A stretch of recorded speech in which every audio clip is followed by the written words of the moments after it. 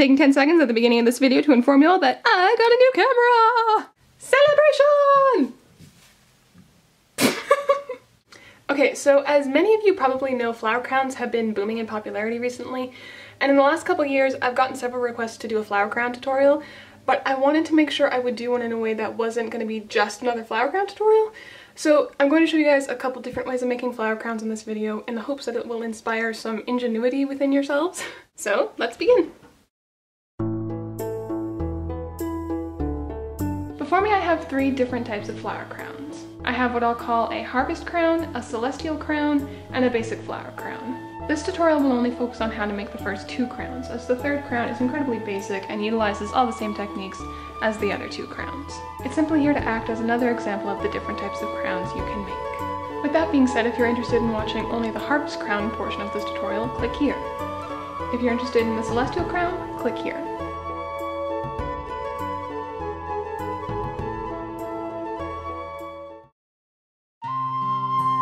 I'm going to start by taking my 4 lengths of wire here and twisting the ends together.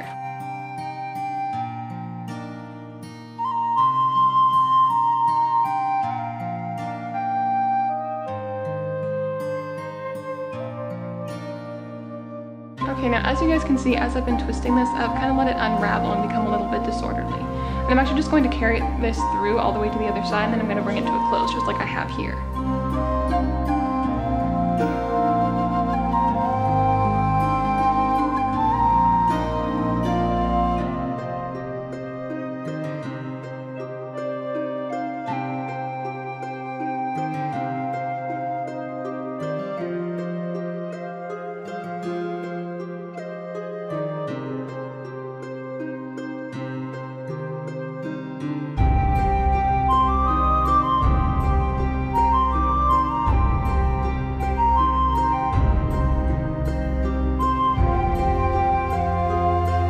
Okay, now what I'm doing here is I'm just going in and flattening all my loose ends, just to keep them from poking you when you grab the crown or when you wear the crown or whatever. You just want all those kind of sharper edges or pokey bits to be pressed flat. Alright, so there's our base. Now, one thing worth noting is that I did actually intentionally make this a little bit big, just because when you get the flowers and everything in there, it's going to create a little bit of bulk here on the sides. Okay, so now comes the more detailed work. Take whatever flowers, berries, leaves, etc. that you are looking to use for your crown. And you can start popping pieces off, chucking them on there, and trying to figure out where you want everything to be placed. Once you've got that roughly figured out, you're going to take your thin wire. If it's green, it'll help camouflage everything, but if it's silver, that's perfectly fine. Worst case scenario, you could paint it if you wanted to. But you're going to take your thin wire and you're going to start just wrapping your flowers, your leaves, whatever, to your crown.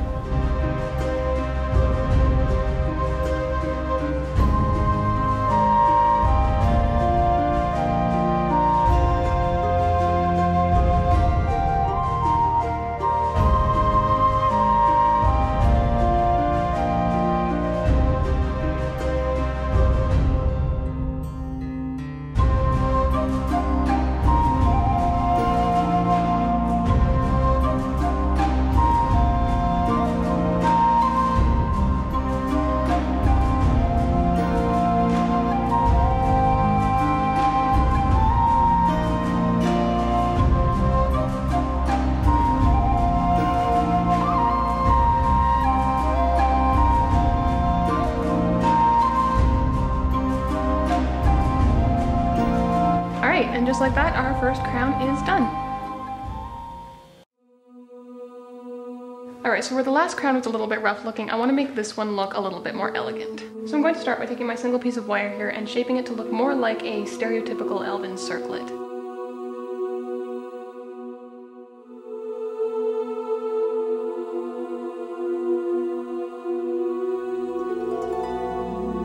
Following that, I'm going to take a second piece of wire here and bring it around the crown in a wave formation.